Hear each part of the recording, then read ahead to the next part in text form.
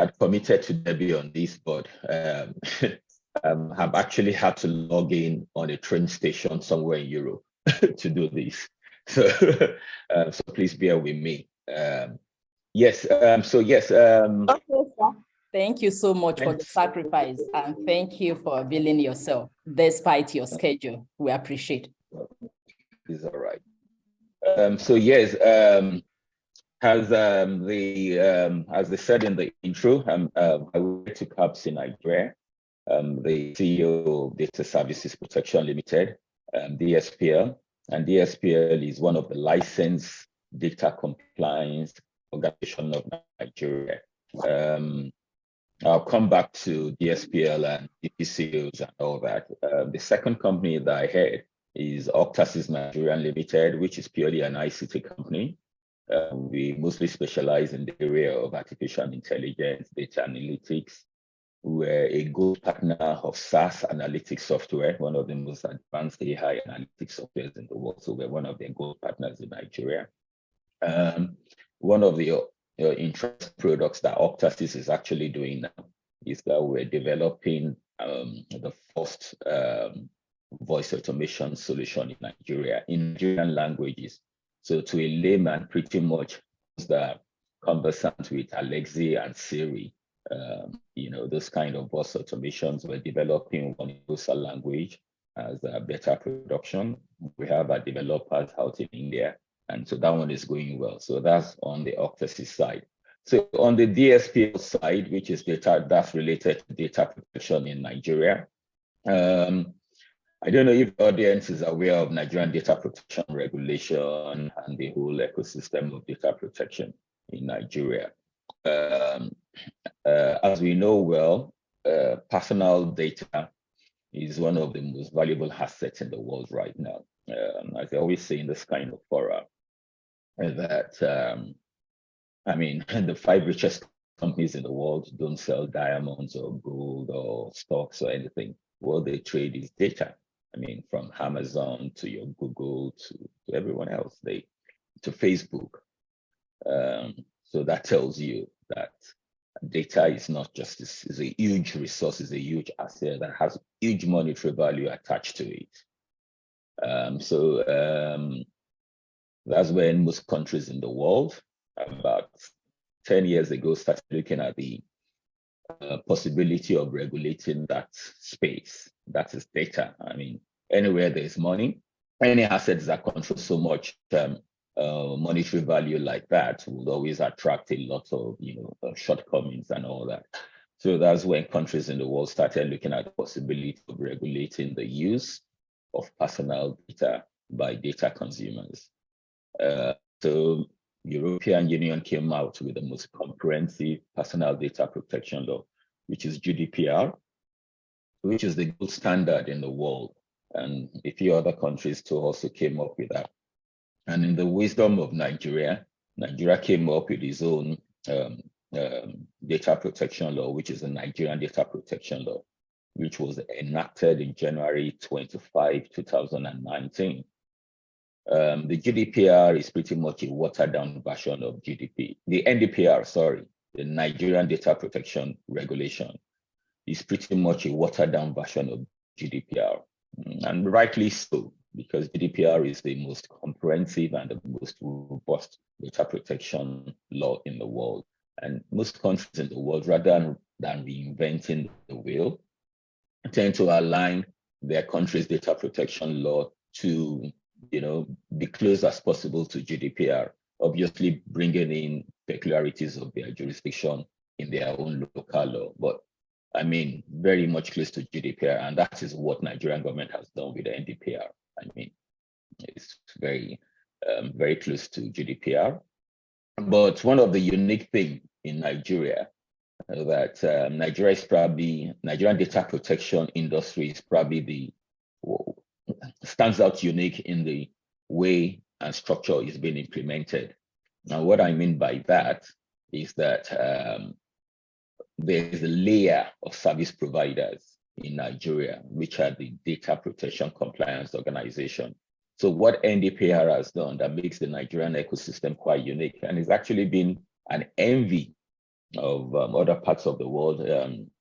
2 Wednesdays ago, I was in Abuja in a meeting with the EU representative, because I'm a member of the Nigerian the Strategic Roadmap Committee under the regulator. The regulator of NDPR in Nigeria is Nigerian Data Protection Bureau, which is a brand new agency under the Federal Ministry of Digital Economy, Federal Ministry of Communications and Digital Economy.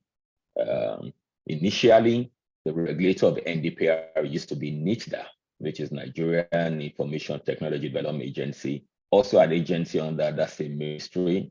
But about November 2022, if I could remember, February 2022, the president of Nigeria, President Muhammadu Buhari, created a new agency under that same ministry to be in charge to regulate NDPR. And that agency is called Nigerian Data Protection Bureau. So they are the regulators of NDPR in Nigeria. So so the uniqueness about NDPR implementation, Nigeria data protection implementation in Nigeria, is that the government created a layer of service providers. And what I mean by that is that NDPR, please, the audience should especially, the participants that want to get into this industry, that, you're hoping to get into the industry. And I'll encourage, the young participants to, is a huge industry, is tomorrow's market, is actually today's market. So please, the NDPR document is a 29-page document. Go onto Google and just type NDPB, NDPR, and it take you to a PDF. So please feel free to read it. It's a 29-page document. It's not that cumbersome, and it tells you everything about NDPR. So what the Nigerian government did is that they created a specialist layer of service providers called Data Protection Compliance Organization. Now, what do called in short DPCOs? So what do DPCOs do? So DPCOs, what the law says is that every organization that needs to comply with NDPR, and the criteria for complying with NDPR is if you process more than, I think, 5,000 personal data of Nigerian citizens and residents, then you need to comply with that law. But now, either you're a private or public organization, irrespective, you have to comply with NDPR. And there's so many compliance steps you need to take. One of the most important compliance steps is that it says every organization that falls under that criteria needs to conduct an audit of processing activity of personal data within the organization. And that audit has to be done every year. And the audit report has to be submitted to the regulator, which is Nigerian Data Protection Bureau, before the 15th of March every year. Now, NDPR further goes on to say that that audit process can only be carried out by company licensed by the government, by NDPB. So those licensed companies are the ones we refer to DPCOs, Data Protection Compliance Organization. As of today, I think we're roughly about 103, 120 organizations that have been licensed across the whole country. We have an association called Association of Licensed Data Protection Compliance Organization of Nigeria. I'm the convener of the association and also the president. So that's how NDPR is set up in Nigeria. I also need to bring the attention of the audience to the immediate future of data protection in Nigeria. Any time from now, NDPR is going to be retired and going to be replaced with a full data protection law. Most people in the audience are lawyers or have legal background. My background is purely ICT, but obviously I understand the privacy side of data protection. So the legal side of data protection, I have a relatively robust expertise in there. So because NDPR is a regulation is a subsidiary law. So it is up to interpretation of the judiciary. And there's a lot of investors, World Bank and some other multilateral donors are actually thinking of investing in data protection in Nigeria, especially with the national identity number, the name, the issuance of the name. There is a World Bank project that wants to make sure that over 120 million Nigerians have digital ID before 2025. And it's a World Bank project. And one of the caveats in that grant provided by World Bank and other multilateral donors is that NDPR needs to be replaced with a much stronger law. So the data protection bill has gone through, it's been created, it's been written. I represented the association during the writing up of that law. The law has been passed to the Federal Executive Council, headed by the presidency. It's now being pushed to the Senate Select Committee as of 3 weeks ago. It was pushed to the Senate Select Committee on ICT. So anytime from now, there's going to be a public hearing. So please, I'll ask members of the audience that are interested in data protection to keep their eyes out to the news in Nigeria, because anytime the National House of Assembly is going to make an announcement for public hearing on the data protection bill. There's so much enthusiasm in both on the government side and also on the operators to get this bill to become an act of parliament, if possible. The aim was to get this passed before this election, before these senators and House of Rep go away. But obviously, I mean, we're only a twilight away from the election. We see what would happen. I mean, most of them are still going to be holding on till May. So they still have elections will be finished in February, March, but government is not going to change hands till May. So we're still hoping that the Nigerian Data Protection Bill will become an act of parliament before this government leaves in May. So that will replace NDPR. And the data protection law, the draft that we've seen, is much more robust. Enforcement is much more robust. The penalties are slightly more severe, but the operations are still the same with NDPR. So that's the side on data protection. So on cybersecurity, cybersecurity is a subset of data protection because we know quite well that when you have a data set, what I mean by a data set is, for an example, an Excel spreadsheet that we all know. They might, Excel spreadsheet. And that Excel spreadsheet has columns in it. Maybe one of the columns is your account number, how much you spend a month, any other data apart from your personal data. So if that Excel column doesn't have your first name, your address, your date of birth, and it contains all your other financial data, and they give it to you, it's senseless. Yes, you could probably do some calculations, some arithmetic, some fanciful things with all that financial data. But if you can't relate that financial data to a human being, then data is useless. You can't use it to generate revenue. You can't use it to do marketing. You can't use it so it becomes useless. So that is why we say cybersecurity, because cybersecurity looks at, in the scenario of the data set I gave an Excel spreadsheet, cybersecurity looks at the entire security of both personal data and operational data. But operational data is meaningless if personal data is not attached to it.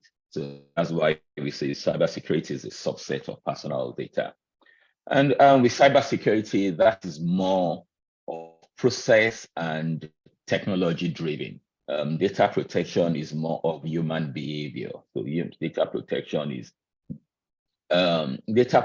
is more of consent and being transparent to the data subjects, to those you've collected their personal data.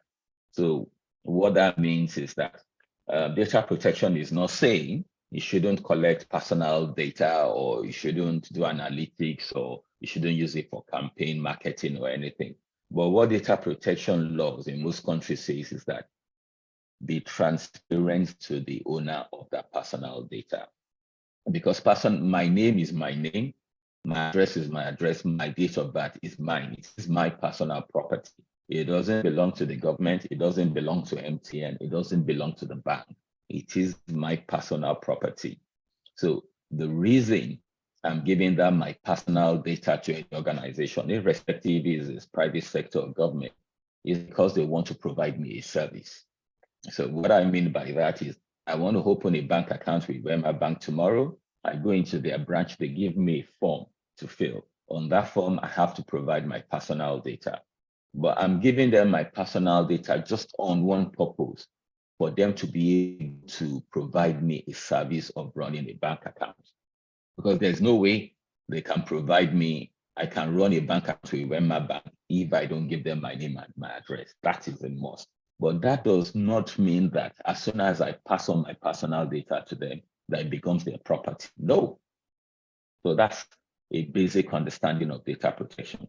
My personal data, even though I've given it to Wema Bank, it is still my property. And Wema Bank has to make sure that they only use that personal data based on that agreement, that is to run my account. They have no right to sell my personal data to Domino Pizza or to start exchanging it or being careless with it, or being hacked or whatever, because the agreement is that I'm giving you my personal data. The obligation is that you must keep it secured and you must only use it for the specific purpose we've agreed on. Now, if Wema Bank wants to start monetizing my personal data, maybe they have an agreement with Domino Pizza and Domino Pizza wants to be buying personal data from Wema Bank. Data protection laws in most countries doesn't stop Wema Bank from doing that. What the law says, go back and meet Tunde Balogun, take his consent, tell him, oh, we want to now start sharing your personal data with external third party. Do you agree or you don't agree? I have that choice. If I agree, then they can start making money off my personal data or doing whatever. And I can decide 3-4 months later to change my mind. And they must give me that option and that freedom. So in a nutshell, that is what data protection tends to do in summary, that just be transparent with the data subject, and carry them along. And they have the right to say yes or no and limit their processing. Cybersecurity is more to do with malicious intention. So it's always hacked by humans to actually steal. Data protection could be more of human error, processes, maybe staff in an organization not following down their procedures, their data protection procedures. So that's what data protections. So when there's a breach in data protection, it's always because organizations are not following the rules. But with cybersecurity, it's always an intention. So it's always an act, an intentional act to do damage to data. So with cybersecurity, that as well, cybersecurity too could be because procedures are not being followed, and that increases the risk and it causes a possibility of cyber attackers to come to organization, to enter organization and do malicious damage, maybe steal data or give them a ransomware. Hello, is the audience still there? Hello? Yes, I can hear you. Yes. So with cybersecurity, with cybersecurity, you have a lot of good ICT solutions out there that are very proactive and very reactionary to cybersecurity scenarios.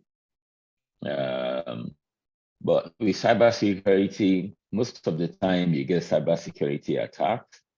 This again is always down to human errors.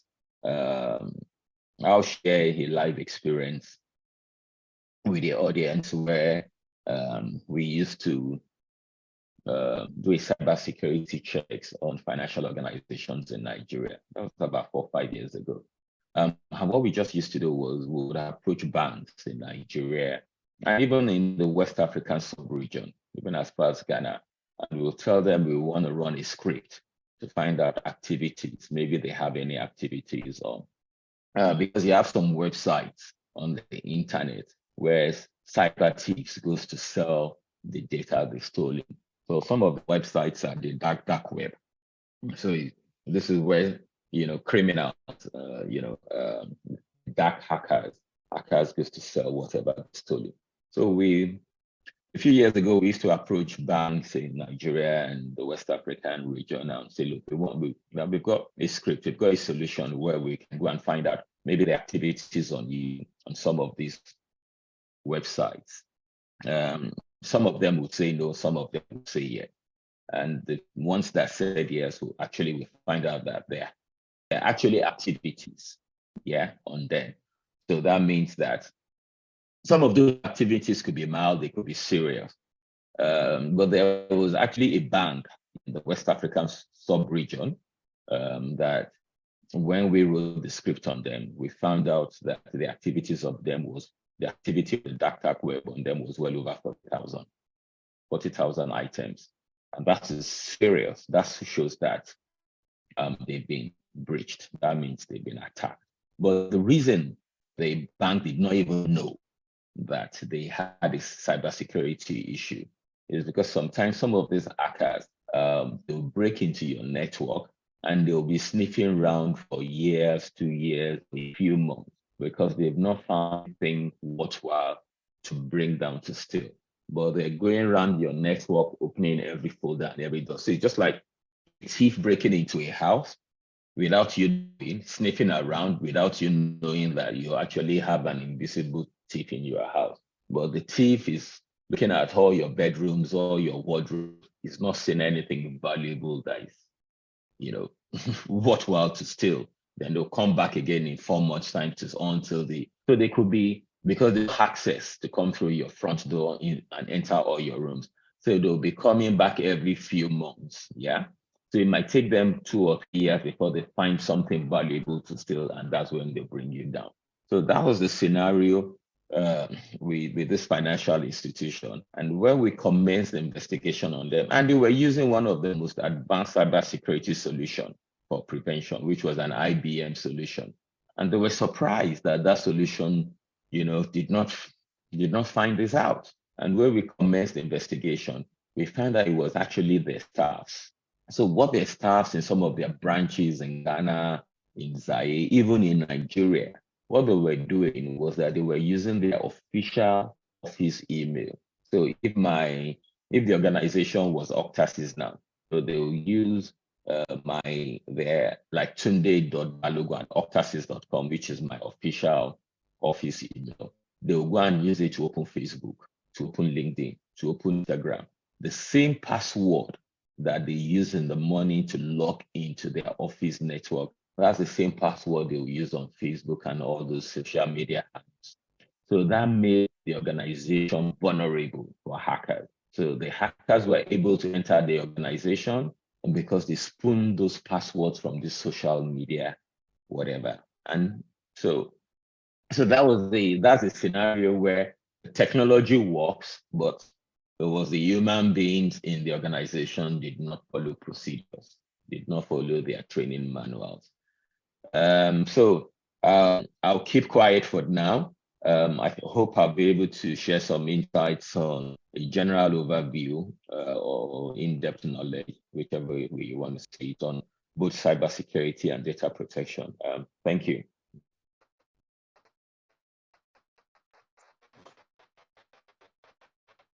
Thank you very much, sir. That was highly insightful.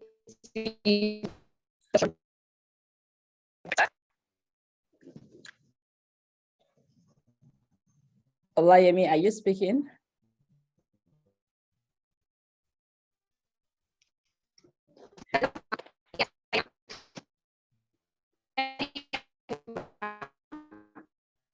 Olayemi, your network is not stable, so we can barely hear you.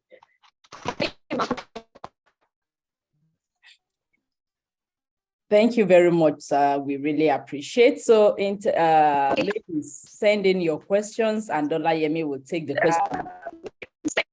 questions. She will read them out so it can be answered. Olayemi, is your, oh no, your network is quite, is not stable. All right, ladies, send in your questions to the Q&A section, and then we'll read them out. All right. Okay. There's a question here. There's a question here.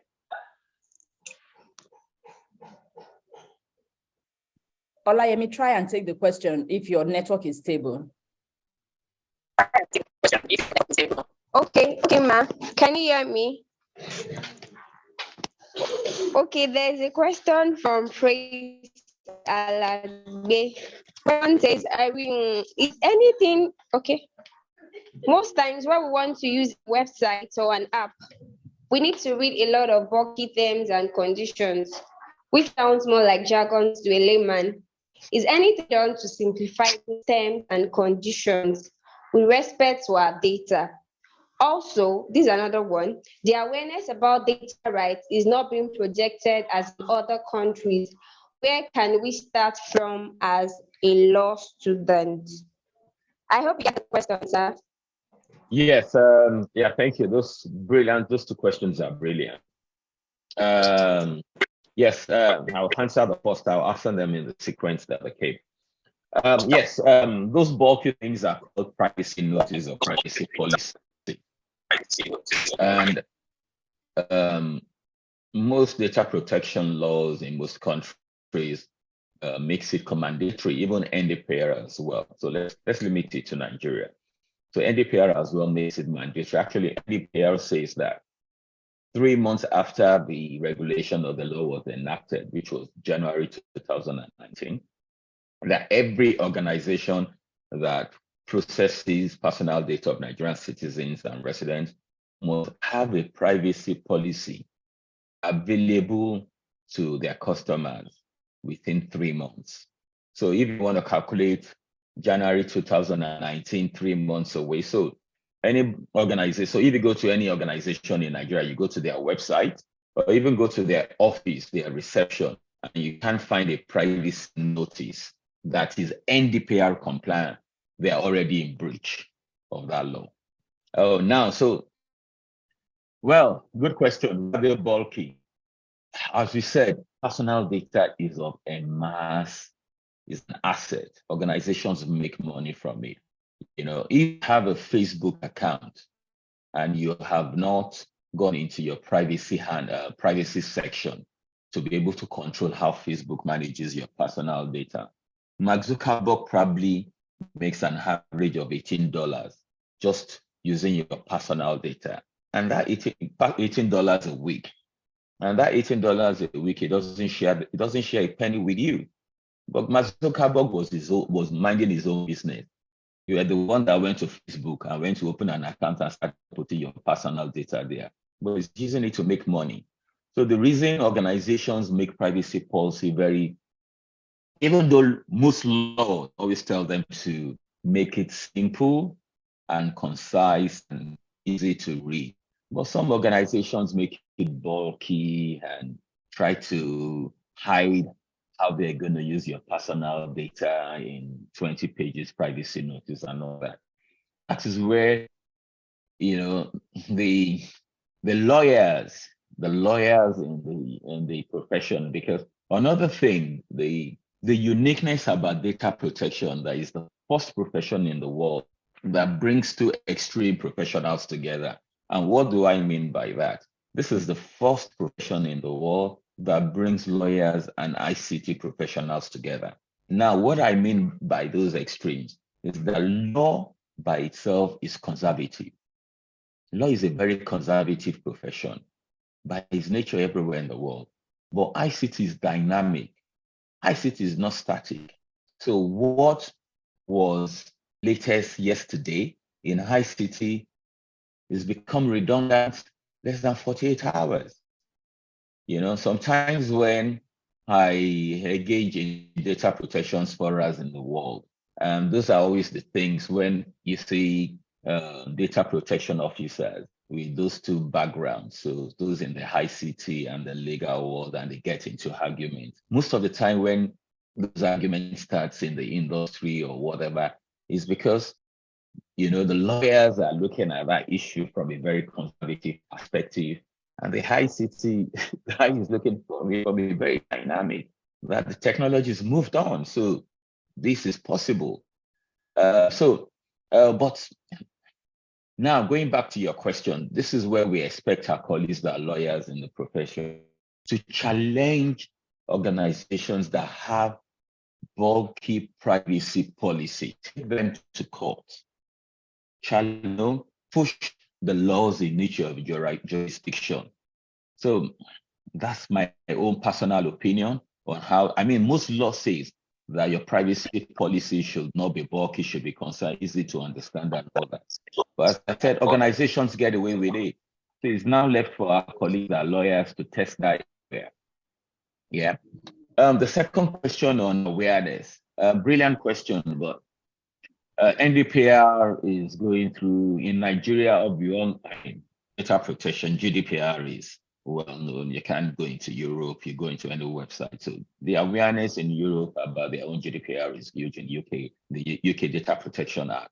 But in Nigeria, we stakeholders have been making so much about need to do awareness and all that. Awareness costs money. But with the DPCOs, with the licensed DPCOs that, as I said, I'm the convener of the organization, we're trying our home beat in our own little corners, to make the general public in Nigeria aware of the NDPR. But government is government. So, but we're hoping that when we have a full data protection law for the next few months, we're hoping that awareness will be ramped up. So, that's what I can say on that single question. Thank you. Okay, thank you, sir, for that apt response. Okay, I pray we'll get there whereby we'll have the data protection law. But in the course of you explaining, I guess Mrs. Deborah will help us throw more light on it. You actually said law is conservative. So I'm going to keep that for now. I believe Ms. Deborah will answer that, in which I don't really agree that law is conservative like that. But okay, let's go to the next question asked by Olaya Bisola. She asked that, what are the inherent jobs in cybersecurity and data protection space? What is that? Profession, career-wise, yes, in that space. The most common one is a data protection officer, a DPO. The DPO is a main focal professional, actually. The one is the engine room in any organization, yeah, and then have to make sure his company complies with the country's data protection law. And now, what are the skill sets needed as a DPO? Mostly good legal understanding of data protection law in your jurisdiction, and also very conversant with the technology side of data protection. So I'll give you an example now. International Association of Privacy Professionals, IEPP, which is, to me, the biggest association of privacy professionals in the world that happen to be a member. They're all over the world. The IEPP offers training and certifications. And the three main certifications that they offer is for you to become a full data protection officer. Yeah, you don't have to do all the three, but you to have a full overview of to be a full data protection professional. So there's the CIPP, which is a certification on privacy professional, and that the content of that one is mostly legal, so the legal side of data protection. So that's one of the certifications. That's called CIPP. And the second one is CIPT, which is the content of that one is the technology side, the ICT side of data protection. And the third one is CIPM, which is the project management side of data protection. And sorry, I don't know I'm getting some feedback. I don't know, maybe it's from my side. Okay, we can hear you, sir. Okay, yeah.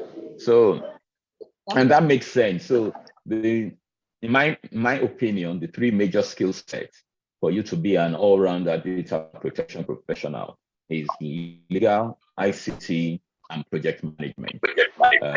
Yeah. Okay, thank you very much, sir. Okay, another question is asked by Adenuro Dokas. She asked that, how can we detect early an invisible hacker in our cyberspace to prevent serious damage, just like the example of the bank you gave? Over to you, sir. As I said, any serious organization that takes cybersecurity seriously should have a robust cybersecurity policy and processes, and they need to constantly be training their staff and make sure their staff are abiding by the in-house rules. Yeah. Obviously, yes, you've got the technology in place, and the technology most of the time does the right thing. So you've got your antivirus on the laptop. You've password protected your laptop with a strong password using alphanumeric. You understand? I mean, it's the same, on your when you want to get on the internet, you make all your software. Anytime you get an update, you quickly update all your software. Make sure the data is coming from the right resource, the right source. You put a strong password on your system. You obey the rules. If you work in an organization, the management organizations are constantly training their staffs on the rules. You do that, you'll never be hacked.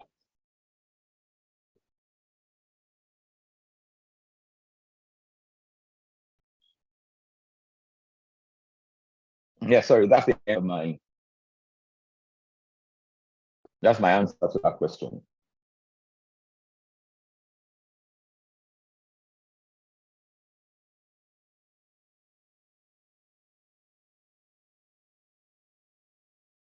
Olayemi, are you there?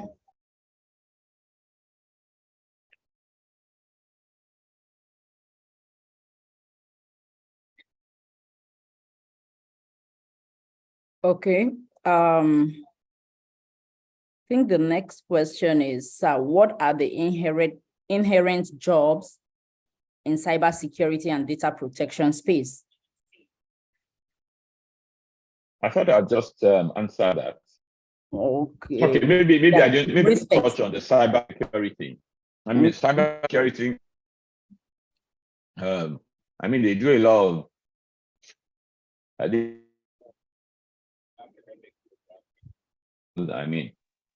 I know some of the universities in Europe do MSc in cybersecurity and all that, but cybersecurity is more of ICT heavy. There's adding the legal component of cybersecurity is not really, cybersecurity is not legally, it's not skewed towards the legal side, it's more technology skewed, right? Process skewed. So as I said, they offer it could be a cyber.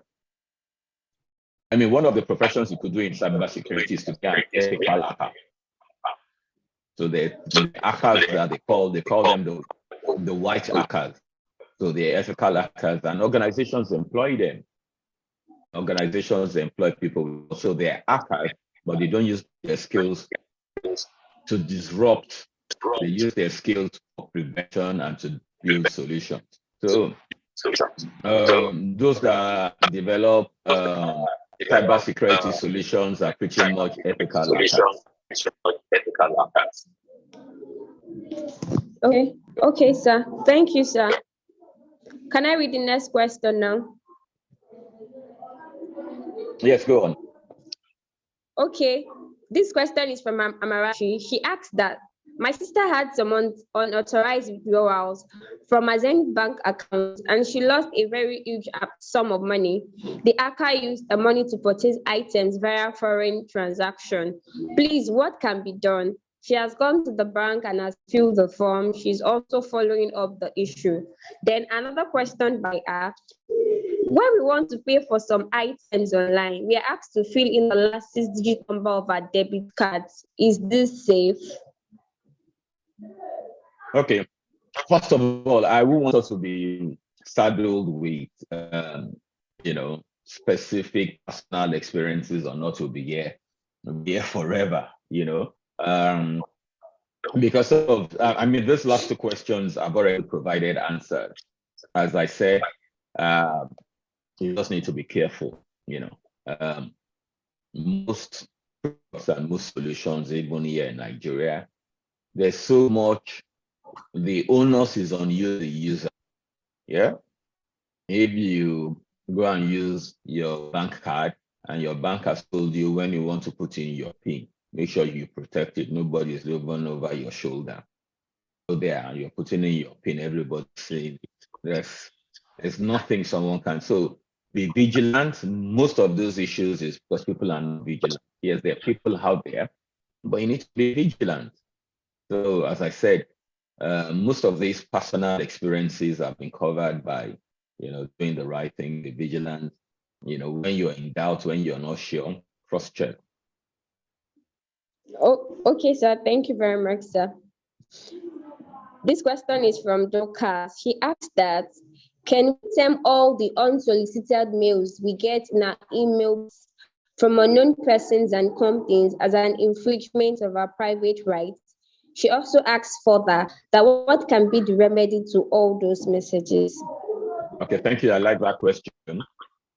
Actually, data protection, countries started coming up with data protection law about 10 years ago because of the onset of the question that was asked now.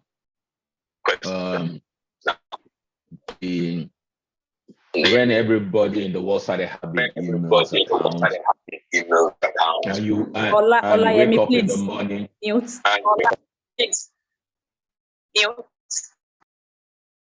Yeah, and you wake up in the morning and you find your inbox, you've been bombarded by 200, unwanted emails in your inbox.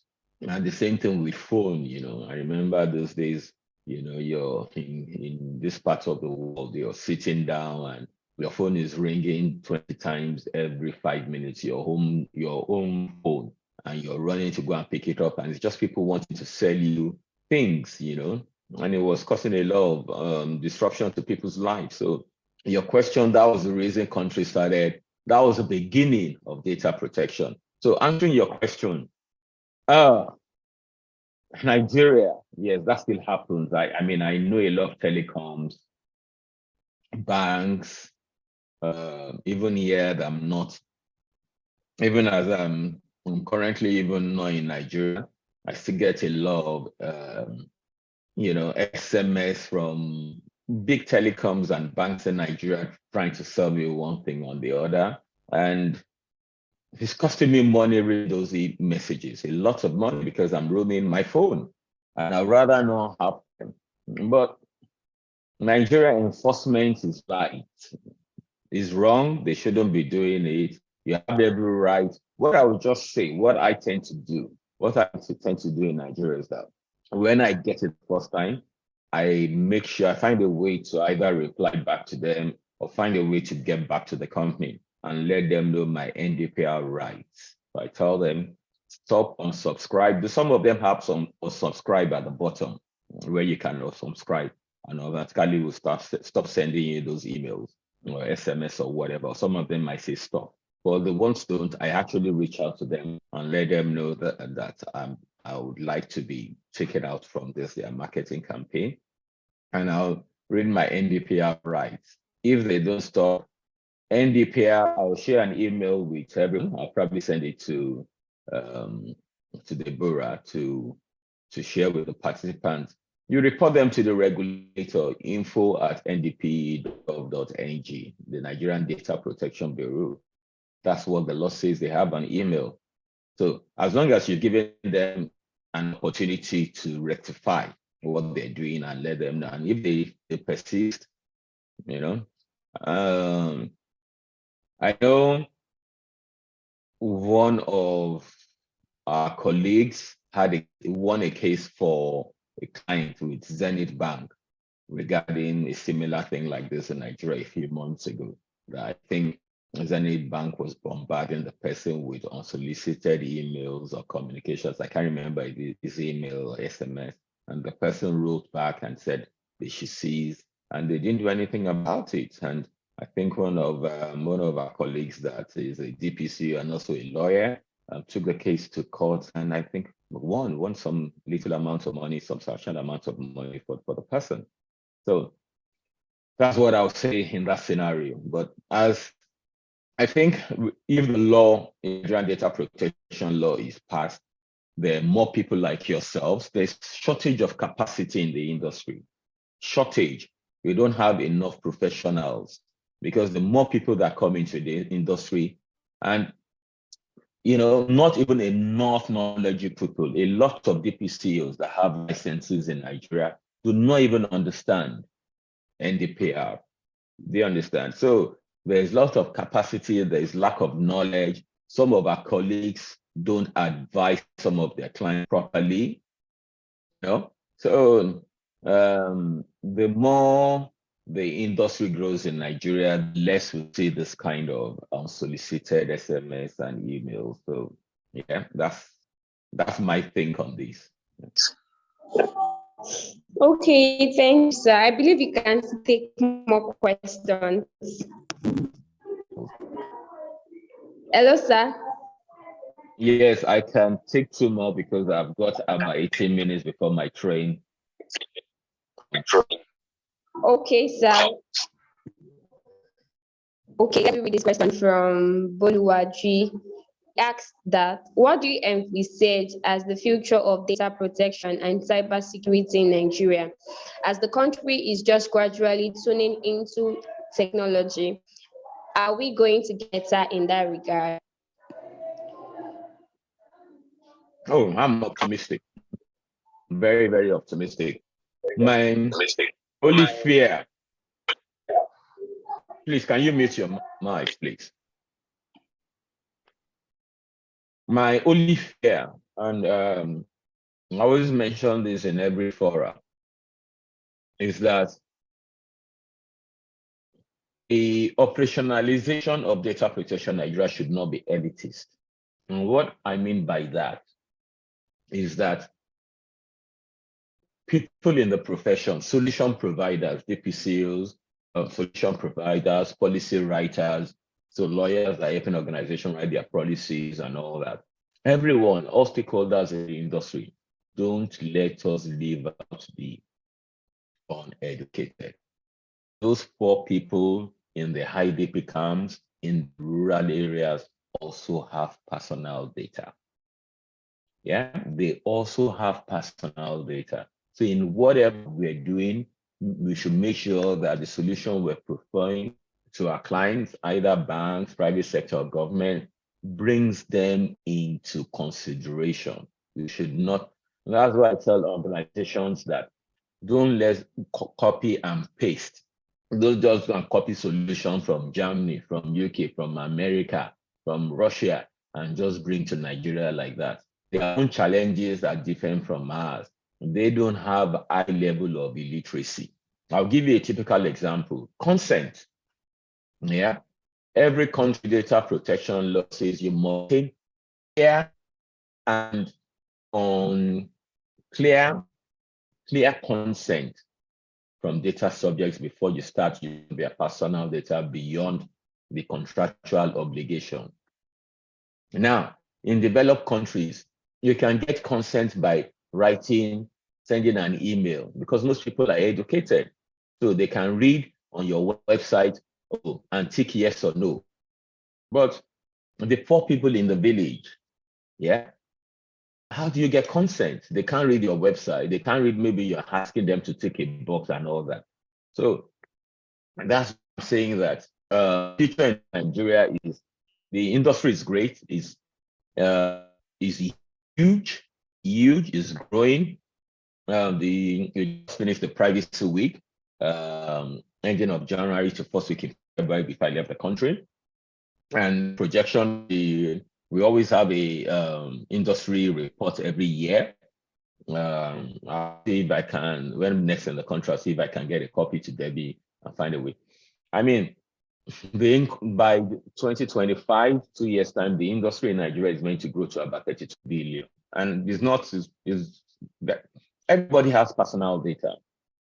Everybody does.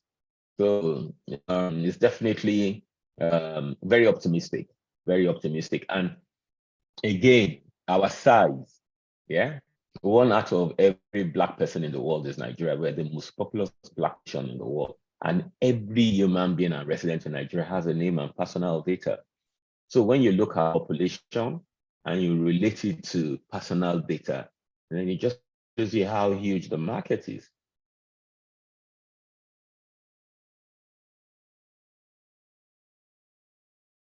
Thank you.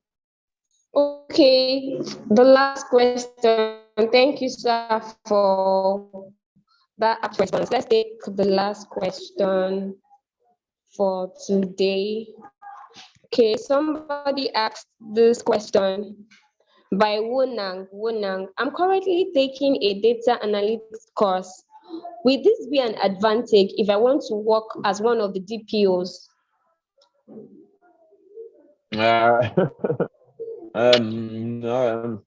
Not direct advantage, not direct advantage. I mean, data analytics is you're just crunching data, you're analyzing data. Data protection, not a direct advantage. Yeah, you can't bring your skills in data analytics into data protection, thinking if you don't do a data protection training, you'll be able to work and flourish in that industry. No, you still have to go and learn about data protection inside out, even if you're a data analyst. Right, but it will help you in your work. It will definitely, if as a data analyst, if you understand the in and out of data protection, it gives you a competitive advantage over your colleagues that don't understand data protection. That will help you in your, because it will make you appreciate how you handle personal data when you're doing your analysis, since you know the law and you know the do's and don'ts. Yeah, thank you.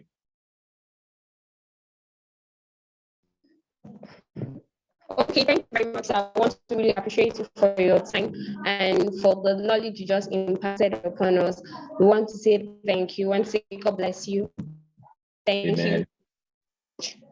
Okay, thank you, everyone. And it was an honor addressing the audience. Thank you. Bye. Thank you so much. Thank you very much, Mr. Tunde Balogun. I really appreciate your sacrifice and this insightful session today. I want to thank you on behalf of the Hilton Top Solicitors and the whole female interns on this call today, and those on the WhatsApp platform who were unable to be here because of their classes. I want to say a very big thank you today. We appreciate it. It was highly informative and highly insightful. Thank you very much, sir. Okay, thank you. Bye.